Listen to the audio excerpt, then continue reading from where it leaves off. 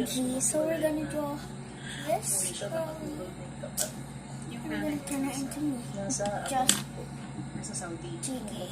Nag-Saudi ang nanay ko dati. Alas mo pero wala na po siya. Nawitan na. Sakit po yun sa kanya. Mapuas niya, pero nanay na Okay. Let's do this. pag nanay ka, tapos First, I draw the circle. may part sa sarili mo na sisisi. Ako nga po eh. Sabi ko, parang hindi ko nagawa ate ko guys ko din. Kapatid. Kasi ako pa yung panganay. So yung responsibility as ng nanay ko, ako. So yung sabi ko sa akin na baka Do this kind pinakausap of ko kasi line so that's baka not a alam ko line. na pinagdadaan ko siya. No, Pero wala kasi connect. makakaalam talaga eh. Wala po kasi tinatanong ko yung mga kapatid ko. Wala daw po, kumakain, naglalaro. Tapos, nagulat na lang sila, madaling araw, ay yung mga parang pamadaling araw na po, kumakain daw. Tapos kaya na umagahan nila. Nakita na lang nila sa hagdan. Doesn't have ears as you can see? This is just like, if you can see, I see kind of like ears or something, but it's not ears, it's just like a shadow.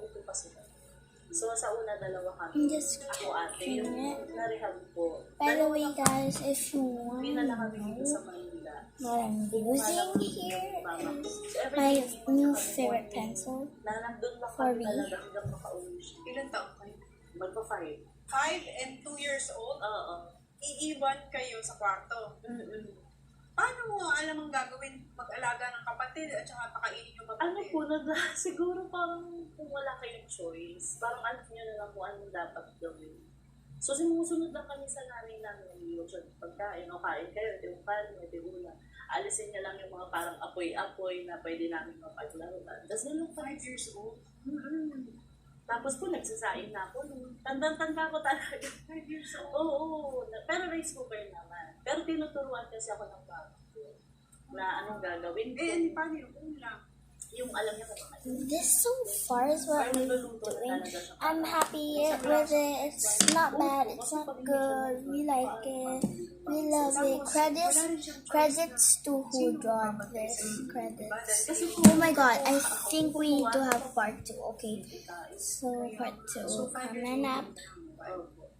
Tapos yung tatay mo Sa province. naghiwalay sila dahil Nakiwalay sila. naalala mo pa ba o sinabi ba sa Parang iyo dahil kasi po alam nila pag medyo hindi okay after. Diba may kwento dito. kanya-kanyang version. Pero dun sa version na nakuha mo, pag